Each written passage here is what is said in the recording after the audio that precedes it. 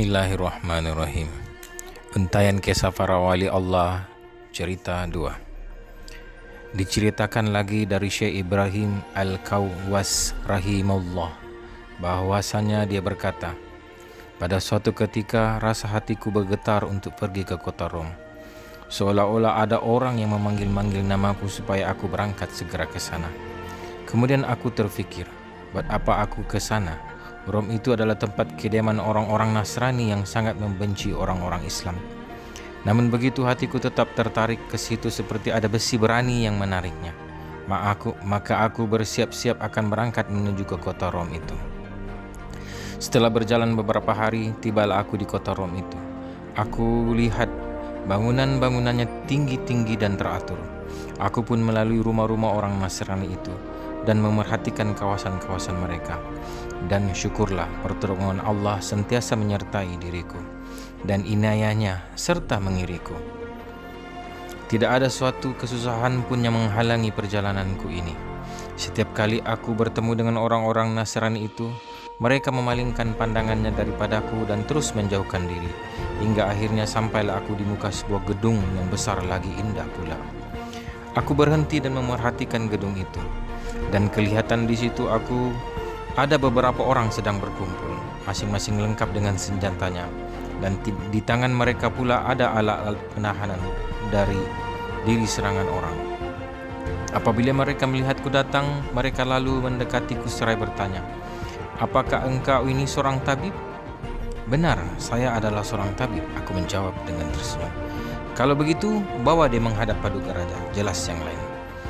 "Buat apa pula saya dibawa menghadap raja?" tanyaku heran. "Raja perlu kepada tabib seperti engkau ini," kata mereka.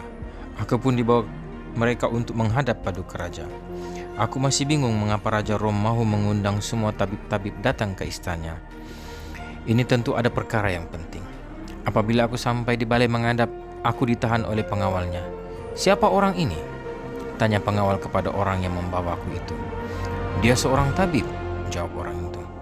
"Sudahkah dia tahu syarat dia dibenarkan masuk ke sini?" tanya pengawal itu lagi. "Belum," jawab orang tadi.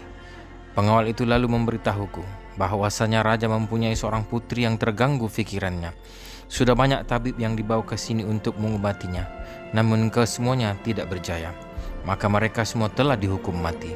Kemudian pengawal itu bertanya kepadaku pula, "Sekarang engkau sudah tahu syarat raja itu. Apakah engkau sanggup untuk mengobati putri itu?" Pengawal itu minta penjelasan daripadaku supaya aku tiada terkeliru. "La haula wala quwata illa billah," ucapku di dalam hati. Kemudian aku mengatakan kepada pengawal itu, "Apa boleh buat sekarang? Kamu orang sekalian telah membawaku kemari, maka biarlah aku melihat putri itu. Maka mana tahu aku dapat mengobatinya." "Mari ikut aku masuk," pengawal itu. Aku pun mengikutinya sedang jantungku berdebar-debar. "Apa hal jika aku tidak dapat mengobati putri ini?" kataku di dalam hati. Tidak berapa lama sampailah aku di dalam istana untuk putri itu. Aku pun mendengar ada suatu suara yang memanggil-manggil, suara wanita, barangkali suara putri itu.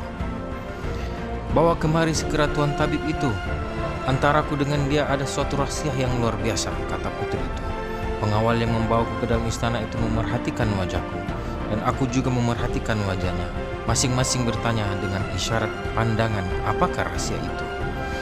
Ketika aku tiba di pintu bilik putri itu, tiba-tiba pintunya dibuka oleh seorang tua yang usianya sudah lanjut. Orang tua itu berkata, "Silakan masuk."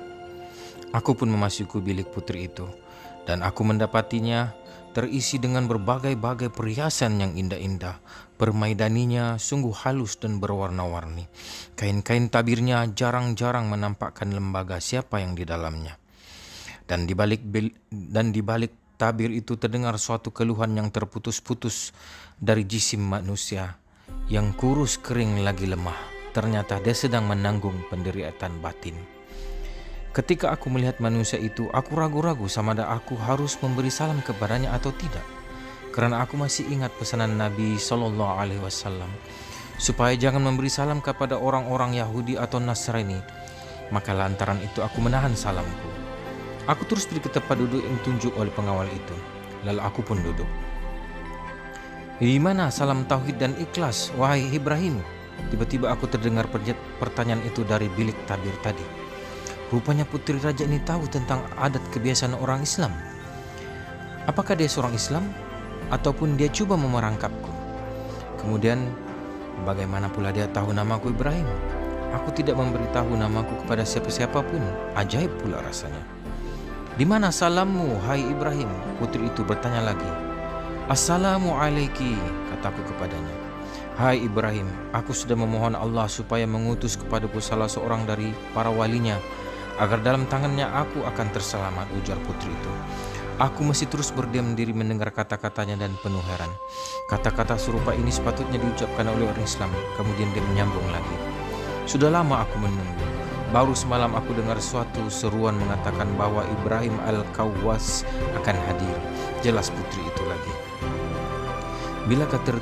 Bilakah terlintas dalam batinmu perkara ini? Tanyaku kepadanya secara isyarat. Kini aku sudah tahu bahwa putri ini telah berada di dalam benteng Islam.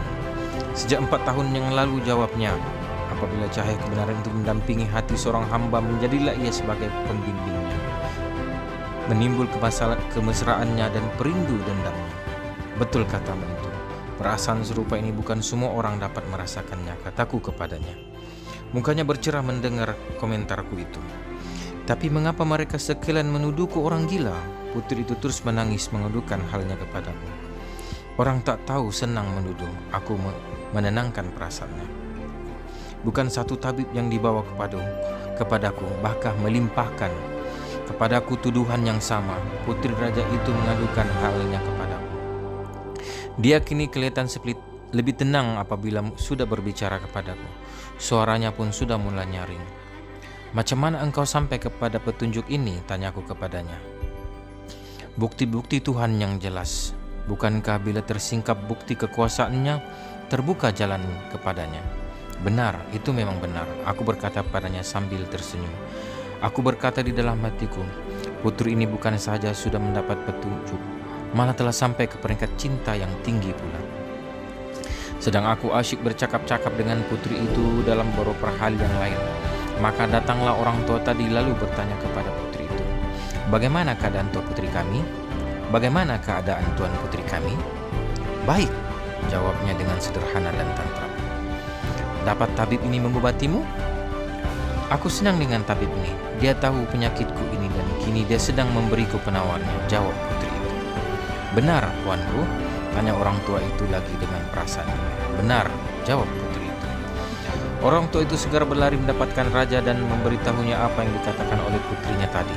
Raja merasa gembira dan datang menemuiku serta mengalu-alukan.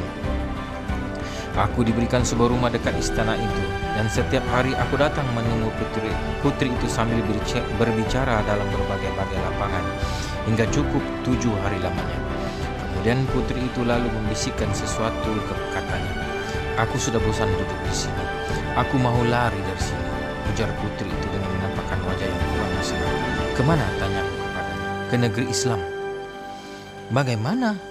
Bukankah istana ini dikelilingi oleh pengawal-pengawal dengan rapi, dan askar-askarnya pun penuh menunggu di luar? Kau hendak lari bagaimana? Aku merasa risau mendengar usul putri itu.